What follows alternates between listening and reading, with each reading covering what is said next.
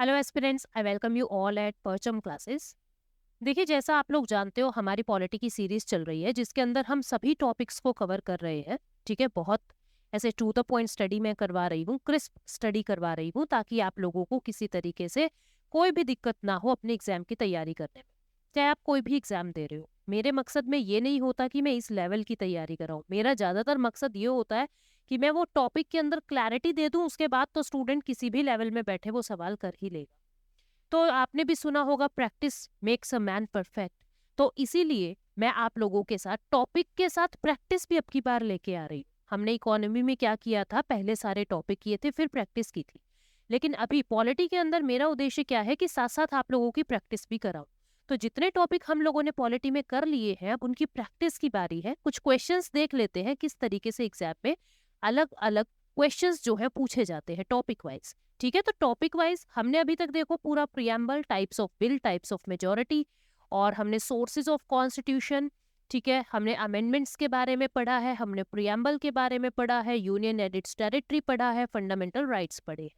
तो आज की क्लास में हम लोग प्रियम्बल के क्वेश्चंस को और यूनियन एंड इट्स टेरिटरी के क्वेश्चंस को डील कर रहे हैं। आने वाले सेशंस में जो और टॉपिक्स मैंने बताए हैं अभी तक, यूट्यूब पे जाके जिसने नहीं देखा है, परचम क्लासेस में प्लेलिस्ट सेक्शन में जाना, आपको पॉलिटी की, इकोनॉमी की सारी प्लेलिस्ट जो है वो मिल जाएगी विद प्रैक्टिस। ठीक है, तो जो जो टॉपिक अभी हमने कर लिए हैं लेकिन प्रैक्टिस नहीं की, फर्दर सेशंस में प्रैक्टिस आ जाएगी, then we will resume our topic section. ठीक है, तो टॉपिक्स को फिर हम रिज्यूम करेंगे, पहले जितने टॉपिक किए हैं उसकी प्रैक्टिस कर रहे हैं। तो जो ये सेशन होगा, ये preamble, union and it's territory को लेके होगा। हमारे ऐप पर कुछ कोर्सेज चल रहे हैं। एक चल रहा है एसएससी जनरल अवेयरनेस का कोर्स, जिसके अंदर हिस्ट्री, ज्योग्राफी, पॉलिटी सब कुछ कवर करवाया जा रहा है। पूरा बैच रिकॉर्डेड फॉर्मेट में होगा। बहुत ही बेहतरीन क्लासेस आपको ये मिलने वाली हैं। एक इकोनॉमी का बैच चल रहा है, बिल्कुल जीरो से हाई लेवल तक की तैयारी इसमें इकोनॉमी की मैंने करवाई है। तो आप लोग दोनों कोर्सेज को अवेल कर सकते हो ऐप से। तीसरा एक नया कोर्स है, दैट इज एसएससी पॉलिटी का कोर्स है, जिसके अंदर मैं एसएससी के पॉइंट ऑफ व्यू से कंप्लीट पॉलिटी कवर करवा रही हूँ।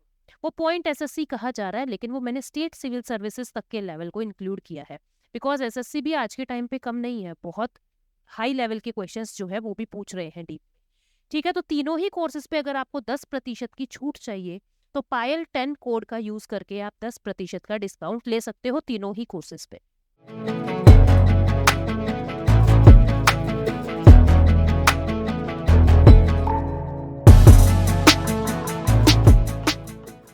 तो आपका पहला क्वेश्चन क्या है, how many types of justice are mentioned in the preamble.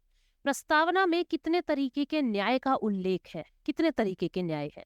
अब आपको पता है हमारा जो प्रियम्बल है वो हमारा ऑब्जेक्टिव बताता है कि भारत का ऑब्जेक्टिव क्या है। जिस समय हमारे जो फोर फादर्स है, जो हमारे पूर्वज लोग हैं, वो जब हमारा संविधान लिख रहे थे तो उनके दिमाग का आइडिया क्या था, वो क्या ऑब्जेक्टिव चाहते थे भारत को लेके। तो वो चाहते थे भारत जस्टिस वाला बने, भारत ऐसा बने जहाँ पे हर किसी को जस्टिस मिले। किस तरीके का जस्टिस, 3 तरीके के जस्टिस की बातें उन्होंने की है। कौन कौन से जस्टिस की बातें उन्होंने की है, that is political justice, social justice and economic justice. Political justice, social justice and economic justice. तो जो हमारे भीमराव अंबेडकर थे, उन्होंने क्या कहा था, सबसे पहले आपको सोशल जस्टिस मिलना चाहिए। सोशल जस्टिस होगा तो ही आपको इकोनॉमिक जस्टिस मिलेगा, और इकोनॉमिक जस्टिस होगा तो ही पॉलिटिकल जस्टिस की वैल्यू है, अदरवाइज कुछ भी वैल्यू नहीं है। सोशल जस्टिस मतलब कि पहले सोसाइटी के अंदर आपको इक्वालिटी की फीलिंग आनी चाहिए, सोसाइटी के अंदर आपको हर तरीके का न्याय, कोई भेदभाव ना हो आपके साथ। तो ये सबसे ब्रॉड हम लोगों ने आधार ले लिया सोशल जस्टिस। जब आपको सोशल जस्टिस मिल गया तो आप आसानी से बाकी लोगों की तरह कमा सकोगे, अर्न कर सकोगे, बराबर के काम कर सकोगे, यानी इकोनॉमिक जस्टिस आपको मिल गया। और जब इकोनॉमिक जस्टिस भी मिल गया है, उसके बाद आप कहीं सोचोगे किसको वोट देना है नहीं देना है, तो पॉलिटिकल जस्टिस वो आ जाएगा। ठीक है, तो ये 3 तरीके के जस्टिस की बातें हैं। तो आंसर क्या आ जाएगा हमारा, आंसर आ जाएगा 3।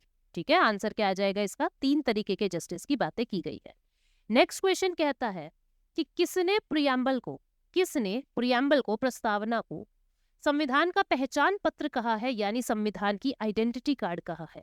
किसने प्रियम्बल को कहा है कि preamble is the identity card of constitution, NA Palkhivala, Pandit Nehru, doctor Bhimrao Ambedkar और डॉक्टर राजेंद्र प्रसाद।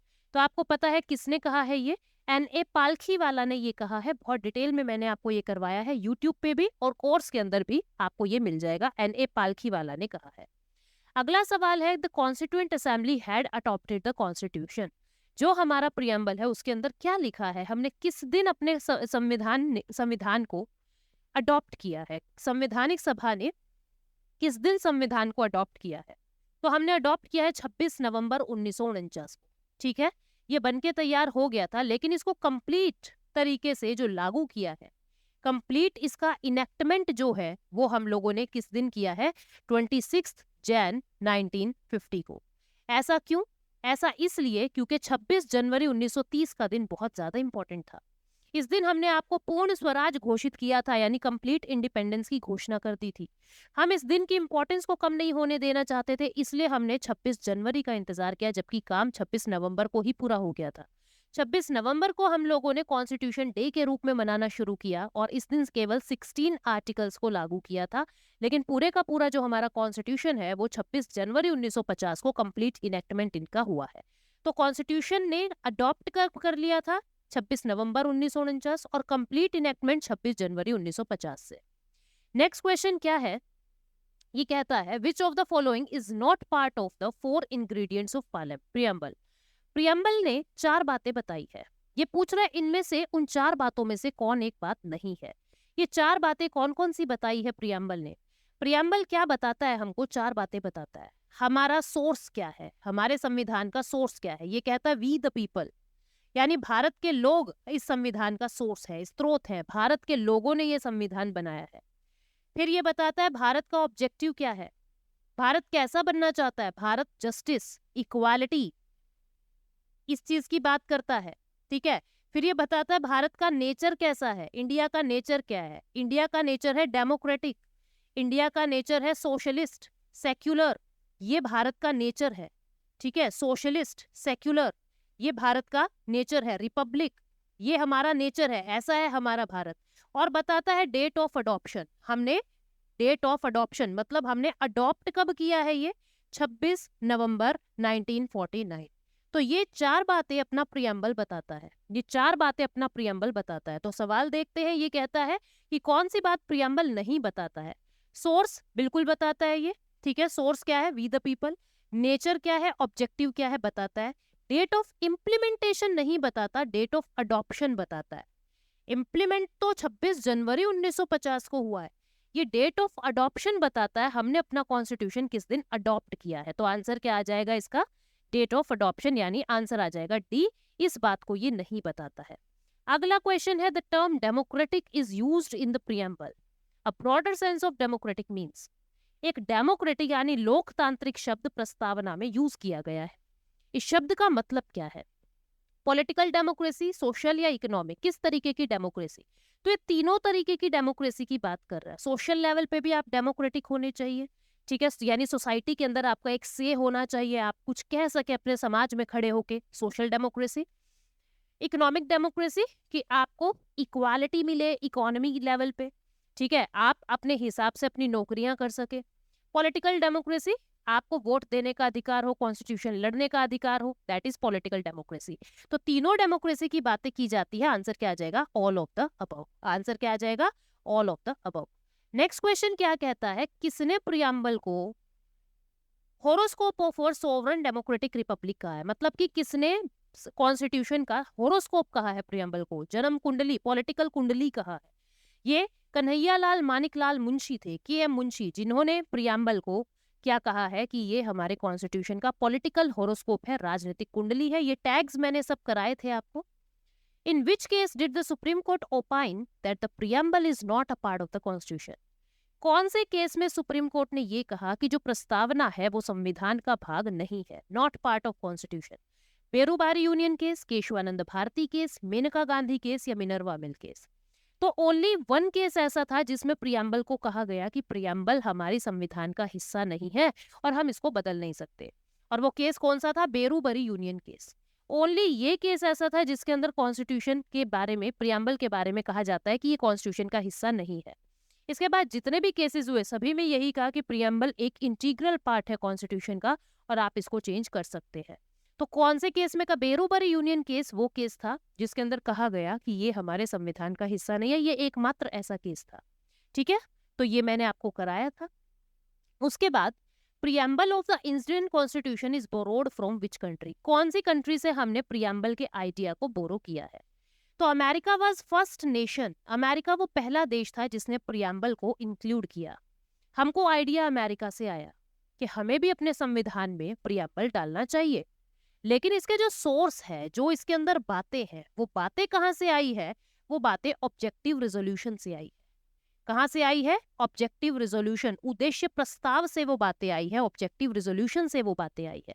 ठीक है, तो आंसर क्या आ जाएगा? American constitution. आइडिया अमेरिका से, और जो सोर्स, जो इसके अंदर शब्द है, वो नेहरू जी के ऑब्जेक्टिव रेजोल्यूशन, जो 13 दिसंबर 1946 को प्रस्तुत किया जाता है, 13 दिसंबर 1946 को जो अनाउंस किया जाता है ऑब्जेक्टिव रेजोल्यूशन की मैं क्या ऑब्जेक्टिव लेके चल रहा हूँ भारत के लिए, वहां से इसका सोर्स आया है।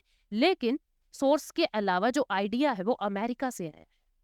उसके बाद नेक्स्ट क्वेश्चन है कि कौन सा वर्ड 42nd अमेंडमेंट एक्ट से शामिल नहीं हुआ है प्रस्तावना में? सोशलिस्ट, सेक्युलर, इंटीग्रिटी या रिपब्लिक। 3 शब्द ऐड हुए हैं 1976 में 42nd अमेंडमेंट एक्ट से, 3 शब्द। ठीक है, कौन कौन से? Socialist, secular, integrity. इसकी वजह भी बताई थी मैंने क्लास के अंदर और यूट्यूब पे भी कि ये 3 शब्द क्यों ऐड हुए हैं, इसी समय क्यों ऐड हुए। रिपब्लिक शब्द ऑलरेडी हमारे कॉन्स्टिट्यूशन में था, प्रियम्बल में था, इसको बाद में ऐड नहीं किया गया है। तो आंसर क्या आ जाएगा? डी। केवल एक ही बार आज तक प्रियम्बल अमेंड हुआ है और वो 42nd अमेंडमेंट एक्ट 1976 से हुआ है। How many types of liberty are mentioned in the preamble? प्रस्तावना में कितने तरीके की लिबर्टी, कितने तरीके की स्वतंत्रता है? 5 टाइप्स ऑफ लिबर्टी है। 5 टाइप्स मैंने आपको बताया था, कैसे याद करेंगे हम? टैब फा से। ठीक है, तो ये कौन सी 5 तरीके की लिबर्टी है? Liberty of thought, liberty of expression, ठीक है, liberty of expression, liberty of belief, liberty of faith and liberty of worship. A से क्या था? एंड था। तो ये 5 तरीके की जो लिबर्टी है उसका जिक्र किया जाता है हमारे कॉन्स्टिट्यूशन के अंदर। तो आंसर क्या आ जाएगा? डी 5। उसके बाद नेक्स्ट क्वेश्चन है, कहता है कि which of the following is not mentioned in article 1 of Indian constitution? इनमें से क्या आर्टिकल 1 ऑफ इंडियन कॉन्स्टिट्यूशन में मेंशन नहीं है? ठीक है, state territory, union territory, territory that may be acquired by India at any time, India as a federation of state. देखो article 1 क्या कहता है? India that is Bharat, India that is Bharat is union of state, is union of state. ये कहता है Bharat union है, federation नहीं है। भारत यूनियन ऑफ स्टेट है, फेडरेशन ऑफ स्टेट नहीं है। तो आंसर तो डी आ गया। ठीक है, और साथ में इस शब्द के अंदर ये क्या क्या ऐड करता है? सभी स्टेट्स को ऐड करता है, हमारी सारी यूटी को ऐड करता है, और हमारी अक्वायर्ड टेरिटरी को, जो भी किसी भी समय हमने कोई भी टेरिटरी अक्वायर की है। ठीक है, इन तीनों चीजों को इंक्लूड करता है। लेकिन कभी भी भारत को फेडरेशन ऑफ स्टेट नहीं कहता। क्यों नहीं कहता? ये इस सवाल में क्लियर हो जाएगा कि क्या मोस्ट वैलिड रीजन है कि हमने यूनियन ऑफ स्टेट को प्रेफरेंस दी है देन फेडरेशन ऑफ स्टेट। हमने भारत को राज्यों का समूह कहा है, संघ नहीं कहा है। इसकी क्या वजह है? पहली बात तो जो अमेरिका बना था, जो अमेरिका बनता है वो कैसे बनता है? 50 देश आपस में मिलते हैं, ऐसे एग्रीमेंट कर लेते हैं कि आ जाओ हम अमेरिका बनाते हैं। इंडिया ऐसे नहीं बना। इंडिया पहले इंडिया बना है, उसके बाद स्टेट्स कार्व आउट हुए हैं। ठीक है, उसके बाद बिहार, यूपी, गुजरात, मध्य प्रदेश, हरियाणा, पंजाब, राजस्थान ऐसे बना है। ठीक है, पहले इंडिया बना है, फिर स्टेट्स कार्व आउट हुए हैं भारत से। लेकिन यहाँ पे पहले स्टेट थे और फिर उन्होंने एक एग्रीमेंट कर लिया कि आ जाओ हम अमेरिका बनाए, इसलिए उसको फेडरेशन कहते हैं। हम अपने देश को फेडरेशन नहीं कहेंगे, पहली वजह। दूसरी वजह, अपने भारत से कोई भी स्टेट ऐसे नहीं कह सकता मैं तो भारत से बाहर निकल के अपना अलग देश बनाऊंगा। वो भारत से बाहर नहीं जा सकते। ठीक है, तो इसलिए हम इसको फेडरेशन नहीं कहते। इंडियन फेडरेशन जो है वो कोई एग्रीमेंट नहीं है स्टेट्स के बीच में, जैसे अमेरिकन फेडरेशन है। बिल्कुल सही बात है। इंडिया के स्टेट्स को कोई अधिकार नहीं है कि वो भारत की यूनियन से अलग हो जाए। कोई अधिकार नहीं है। तो ये भी बिल्कुल सही बात है। इन दोनों ही वजह से हम भारत के लिए यूनियन शब्द का यूज करते हैं, फेडरेशन का नहीं करते। आंसर क्या आ जाएगा? सी आ जाएगा। अगला क्वेश्चन है, which of the following article gives power to parliament to admit into the union of India और एस्टैब्लिश न्यू स्टेट्स? कौन सा आर्टिकल भारत के अंदर किसी नए राज्य को एडमिट करने की बात कर रहा है, जो आज तक हमारा नहीं था, किसी नए राज्य को एडमिट की बात कर रहा है? आर्टिकल 1, आर्टिकल 2, आर्टिकल 3 या आर्टिकल 4? सबको पता है आर्टिकल 2 जो है वो न्यू स्टेट्स की बात करता है, और जो आर्टिकल 3 है वो एग्जिस्टिंग स्टेट के अंदर चेंज की बात करता है। आर्टिकल 3 एग्जिस्टिंग स्टेट्स में चेंज की बात करता है। तो आंसर क्या आ जाएगा? आर्टिकल 2। ठीक है, नेक्स्ट क्या कह रहा है? कह रहा है कौन सा आर्टिकल है जो इंटरनल रीएडजस्टमेंट की बातें कर रहा है, कि जो भी भारत का क्षेत्राधिकार है, जो भी भारत की टेरिटरी है, उसका नाम बदल दो, उसका एरिया बदल दो, एरिया बढ़ा दो। फिदा से मैंने बताया था ना, फिदा। ठीक है, क्या था फिदा? Formation of boundary. ठीक है, formation of states by combining two states और बाय डिस्ट्रक्टिंग सम स्टेट्स। आप कुछ स्टेट को तोड़ के नए स्टेट बना सकते हो, या 2-3 स्टेट्स को जोड़ के नए स्टेट बना सकते हो। Increase area, decrease area, alter the name, alter the boundary, ये सब काम हम कर सकते हैं आर्टिकल 3 के अकॉर्डिंग, यानी अंदर की अंदर रीएडजस्टमेंट कर रहे हैं। तो आंसर क्या आ जाएगा? आर्टिकल 3। नेक्स्ट क्वेश्चन कहता है, इंडियन टेरिटरी का कोई भी हिस्सा फॉरेन स्टेट को आप कैसे दे सकते हो? 1, 2 या 3 या 4, किसी भी आर्टिकल से आप भारत के कोई भी हिस्सा फॉरेन टेरिटरी को नहीं दे सकते। आपको उसके अंदर कॉन्स्टिट्यूशनल अमेंडमेंट करना पड़ेगा। अगर आप भारत के किसी हिस्से को फॉरेन टेरिटरी में देना चाहते हो, आपको क्या करना पड़ेगा? आपको इंडिया के कॉन्स्टिट्यूशन में अमेंडमेंट करना पड़ेगा, बदलाव करना पड़ेगा। ठीक है, तो बदलाव कैसे होता है? आर्टिकल 368 से। आर्टिकल 4 क्या कहता है? कहता है कि आप जितने भी बदलाव आर्टिकल 1, 2 या 3 से कर रहे हो, वो कॉन्स्टिट्यूशनल अमेंडमेंट नहीं है, वो सिंपल मेजोरिटी से काम हो जाएगी। लेकिन अगर आप भारत की कोई टेरिटरी फॉरेन स्टेट को दे रहे हो, लाइक बेरूबरी हमने दिया था, लाइक हमने अपने एनक्लेव्स बांग्लादेश को दिया है, तो उस केस में आपको कॉन्स्टिट्यूशन में अमेंडमेंट करना पड़ेगा, और वो अमेंडमेंट आर्टिकल 368 से होगा। ठीक है, तो आंसर क्या आ जाएगा? आर्टिकल 368। जो कॉन्स्टिट्यूशन को बदलने का तरीका है, ये हमने साउथ अफ्रीका से लिया है। Next question, which of the following princely states joint in union of India through a referendum? कौन सा राजवाड़ा, कौन सा रजवाड़ा, कौन सा प्रिंसली स्टेट भारत में रेफरेंडम के थ्रू आया है? रेफरेंडम क्या होता है? डायरेक्ट डेमोक्रेसी का एक तरीका है, जहां लोगों के हाथ में यस या नो के बोर्ड दे दिए जाएंगे और उनसे पूछेंगे यस या नो, यस या नो। ठीक है, वो बताएंगे यस बोल रहे हैं या नो बोल रहे हैं। तो आपको ये बताना है कौन सा ऐसा प्रिंसली स्टेट था जिसको रेफरेंडम के थ्रू इंक्लूड किया है। देखो, सिक्किम तो अपनी मर्जी से एक एसोसिएटेड स्टेट बना था, और आर्टिकल 35 और 36 का यूज करके हमने इसको इंडिया में शामिल किया है। हैदराबाद ऑपरेशन पोलो के थ्रू भारत में आया है। ठीक है, यहाँ तो हमने अपनी आर्मी का यूज किया था। जूनागढ़ एक ऐसा राज्य था, ऐसा प्रिंसली स्टेट था जो गुजरात में था, और जिसके लिए हमने रेफरेंडम करवाया था। क्या करवाया था? रेफरेंडम कराया था। तो आंसर क्या आ जाएगा? सी। कश्मीर का विवाद आज तक चल ही रहा है, आपको पता ही है। ठीक है, तो आंसर क्या आ जाएगा? C. Which of the following constitution amendment is related to joining Sikkim in the union of India? आपको पता है बहुत अच्छे से, पहले जो सिक्किम है आर्टिकल 2A से भारत का एक एसोसिएटेड स्टेट बना था। इसकी पूरी स्टोरी मैंने आपको यूनियन एंड इट्स टेरिटरी वाले टॉपिक में करवाई है, मैं फिर से नहीं बताऊंगी। जिस स्टूडेंट को नहीं पता, प्लीज वो स्टूडेंट प्लेलिस्ट में जाए, एक पॉलिटी की प्लेलिस्ट में जाए, और वहां पे आपको क्लैरिटी से सारी बात समझ आ जाएगी। ठीक है, तो सिक्किम जो है एसोसिएटेड स्टेट बना था 35th कॉन्स्टिट्यूशनल अमेंडमेंट एक्ट 1975 से। बाद में हमने 36th कॉन्स्टिट्यूशनल अमेंडमेंट एक्ट पास किया, ये ना 74 में हुआ।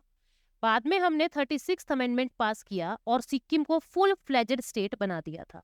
तो ये कह रहा है भारत जो है ज्वाइन हुआ है, उसने फुल फ्लेजेड स्टेट की बात नहीं की। ज्वाइन तो वो एज एसोसिएटेड स्टेट 35th से ही हो गया था। तो आंसर क्या आ जाएगा? 35th constitutional amendment act. Next question की बात क्या हो रही है? Consider the following statements regarding union and it's territory. Bharat की यूनियन और टेरिटरी के रिगार्डिंग ये कुछ स्टेटमेंट्स दे रखी है, आपको ये पहचाननी है। It is mentioned in part 1 of the constitution. आप यूनियन एंड इट्स टेरिटरी को पार्ट 1 में गिनते हैं, बिल्कुल सही बात है। पार्ट 2 क्या है? सिटीजनशिप है, ठीक है। पार्ट 3 क्या है? फंडामेंटल राइट है, अभी तक हमने इतने ही किए हैं। और पार्ट 1 क्या है? यूनियन एंड इट्स टेरिटरी है। आर्टिकल 1 to 5 इंडियन कॉन्स्टिट्यूशन में यूनियन और इस टेरिटरी से डेडिकेटेड है, गलत बात है। आर्टिकल 5 to 12 तो 5 to 11 तो आपकी सिटीजनशिप की बातें हैं। किसकी बातें हैं? सिटीजनशिप की बातें, ठीक है। और आर्टिकल 12 से 35 हमने फंडामेंटल राइट पढ़े हैं। Article 1 to 4 union and it's territory की बात करता है, 1 to 5 नहीं, यूनियन 1 to 4 की बात कर रहा है। तो आंसर क्या आ जाएगा? 1 ओनली, केवल पहली स्टेटमेंट सही है।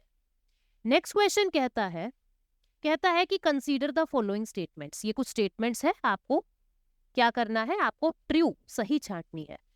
आर्टिकल 2 जो है वो एग्जिस्टिंग स्टेट्स या एग्जिस्टिंग यूटी में कुछ चेंजेस की बात करता है, यानी इंटरनल रीएडजस्टमेंट की बात करता है।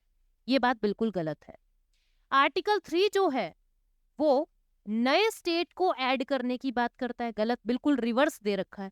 आर्टिकल 2 की जगह आर्टिकल 3, आर्टिकल 3 की जगह आर्टिकल 2।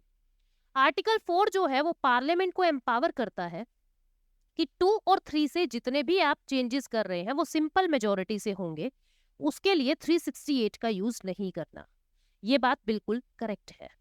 तो ये पूछ रहा है कौन सी बात सही है? केवल ऑप्शन 3 सही है। तो आंसर क्या आ जाएगा? बी वाला ऑप्शन जो है वो बिल्कुल सही है, बाकी पहली 2 स्टेटमेंट रिवर्स कर रखी है। ये अगला क्वेश्चन मैंने आपके लिए छोड़ा है, आप लोग इसका आंसर करेंगे। विच of the following comes under minorities definition in article 30? Article 29 and 30 आपको पता है माइनॉरिटी राइट्स और कल्चरल और एजुकेशनल राइट्स की रक्षा करता है।